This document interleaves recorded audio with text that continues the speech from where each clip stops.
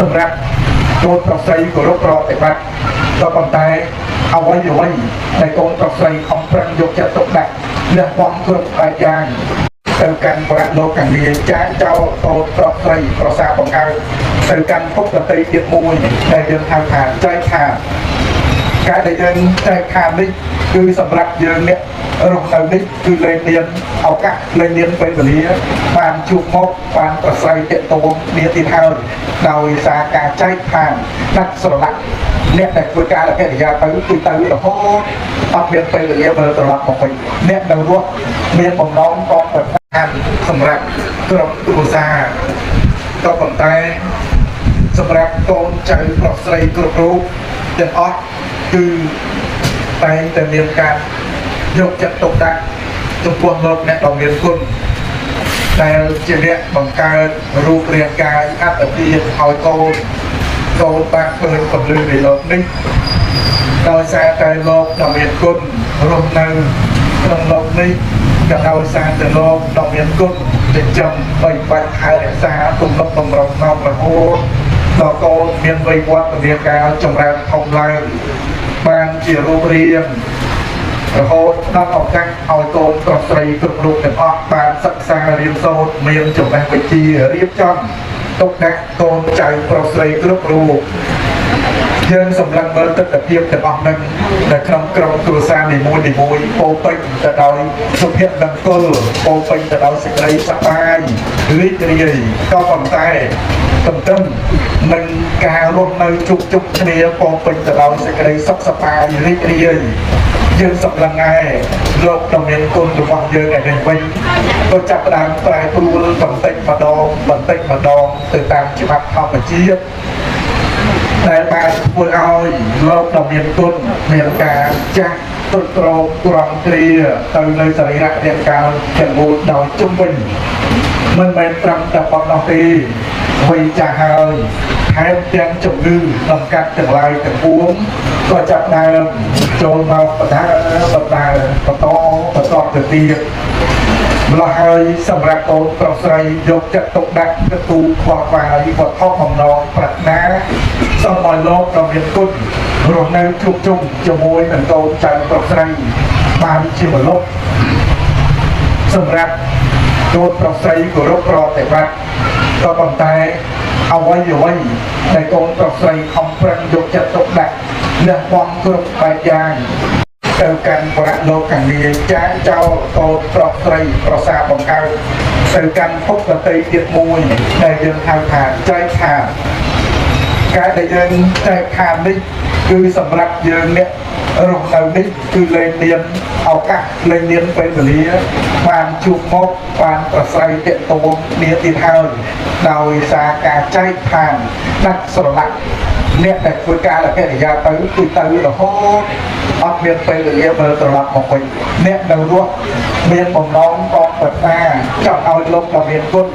មើលត្រឡប់មកវិញរស់នៅជួបជុំជាមួយនឹងកូនចៅប្រុសស្រីក៏មិនបានមើលត្រឡប់មកសោះតាមបំណងក៏ប្រាថ្នារបស់យើងនោះឡើយនេះឯងដែលព្រះពុទ្ធជាម្ចាស់ព្រះអង្គទ្រង់ប្រកាសសម្ដែងបញ្ជាក់ប្រាប់យើងទាំងអស់គ្នាជារឿយសត្វទាំងឡាយទៀងតែនឹងស្លាប់ទៅវិញគ្រប់គ្នាសត្វទាំងឡាយទៀងតែនឹងស្លាប់ទៅវិញគ្រប់គ្នាអញ្ចឹងពាក្យថាសត្វទាំងឡាយនេះបានដល់យើងទាំងអស់គ្នាហ្នឹងទៀងតែនឹងស្លាប់គ្រប់គ្នាដោយអត់មាននរណាមួយនៅលើពិភពលោកនេះរស់រៀនមានជីវិតជាអមតៈនោះមិនមានឡើយមិនបាច់ពោលអ្វីដល់មនុស្សមិនបាច់ពោលអ្វីដល់ទេវតាសូម្បីតែព្រំដែលមានអាយុរាប់កាប់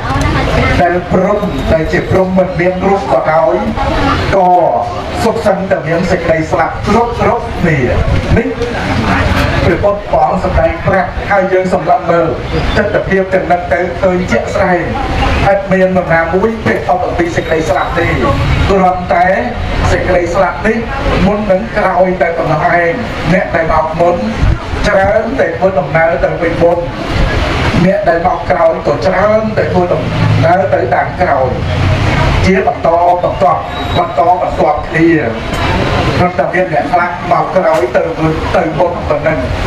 អ្នកមកមុនទៅដាក់ក្រោយប៉ុណ្ណឹងឯងមានមួយក៏ប៉ុន្តែដោយច្រើនអ្នកមកមុននឹងគឺច្រើនតែត្រឡប់ទៅវិញមុនទៅកាន់ប្រាក់លោកខាងនេះដោយអំណាចនៃសេចក្តីស្លាប់នេះឯងតែសេចក្តីស្លាប់នេះព្រះពុទ្ធព្រះអង្គសម្ដែងថាទៀតគាត់ប្រកបប្រជាបានន័យថាយើងគ្រប់គ្នាមានពូជគឺសេចក្តីស្លាប់គ្រប់គ្នាទាំងអស់នោះណាក៏ដោយឲ្យតែបានកើតមកនៅក្នុងពិភពលោកនេះសុទ្ធសឹងតែមានពូជគឺសេចក្តីស្លាប់នឹងដល់ជាមួយគ្រប់គ្នាហើយពូជសេចក្តីស្លាប់នេះចាប់ដើមមានតាំងពីពេលណាមកតាំងពីរឿងបដិសន្ធិក្នុងទីម្ដាយគឺពូជសេចក្តីស្លាប់នឹងនាំយកមកជាមួយយើងបាននាំយកពូជសេចក្តីស្លាប់នឹងមកជាមួយតាំងពីបាក់អមមកបដិសន្ធិម្លេះព្រមថាអ្នកខ្លះទៅអាចតាំងនៅរហូតដល់ប្រសូតចាក់ពីទេម្ដាយអ្នកខ្លះនាំយកពូជសេចក្តីស្លាប់នឹងមកទៅបន្ទាប់បានប្រសូតចាក់ទេម្ដាយផងពូជសេចក្តីស្លាប់នឹងក៏ចាប់ដើមមានហើយធ្វើឲ្យបុគ្គលឯងស្លាប់តាំងពីនៅក្នុងទេម្ដាយកន្លែងហ្នឹងក៏មានអញ្ចឹងបញ្ជាក់ប្រាប់ថាគ្រប់គ្នាទាំងអស់គឺមានពូជគឺសេចក្តីស្លាប់នេះឯងក៏ប៉ុន្តែសម្រាប់មនុស្សយើងឯនេះវិញមនុស្សយើងឯនេះវិញមិនមានបំណងความប្រាថ្នាចង់ជួបទេសេចក្តីស្លាប់ប្រាថ្នាចង់តែរស់គ្រប់គ្នាទាំងអស់ក៏ប៉ុន្តែដល់ព្រះពុទ្ធជាម្ចាស់ព្រះអង្គសម្ដែងឲ្យយើងដឹងថាស្លាប់មិនមានសម្រាប់យើងគ្រប់គ្នាប៉ុន្តែយើងអត់ចង់ឃើញអត់ចង់ជួបអត់ចង់យល់មិនចង់ដឹងមិនចង់ឮចំពោះសេចក្តីស្លាប់សម្រាប់ខ្លួនឯងក៏ដោយសម្រាប់លោកអ្នកដ៏មានគុណក៏ដោយសម្រាប់ក្រុមគ្រួសារក៏ដោយអត់មានបំណងความប្រាថ្នាឲ្យបណ្ដាមួយស្លាប់ទេចង់ឲ្យរស់ក៏ប៉ុន្តែអ្វីសួរថាបានតាមបំណងតាមប្រាថ្នារបស់យើងដែរអត់បានទេពីព្រោះយើងនាំយកនៅពូជនៃសេចក្តីស្លាប់នេះវាបោកជាមួយបាត់ទៅហើយហ្នឹងហើយធ្វើម៉េចនឹងរួចចាកអំពីសេចក្តីស្លាប់ទៅបានញាតិញោមនឹងខ្លួនទៅឲ្យខ្លាច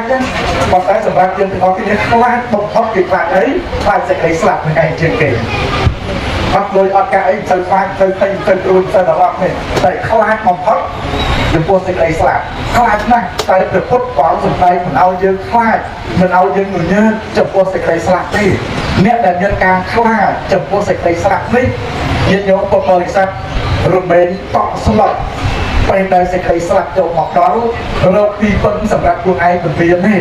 ស្រវាយលិចទៅផុតស្រវាយកើតទៅផុតទៅរកអ្វីមួយឲ្យជាទីពឹងមមតន់សម្រាប់ខ្លួនឯងពេលដែលសេចក្តីស្លាប់ចូលមកដល់អត់មានពីព្រោះមិនចង់ជួបមិនចង់ដឹងមិនចង់ឮ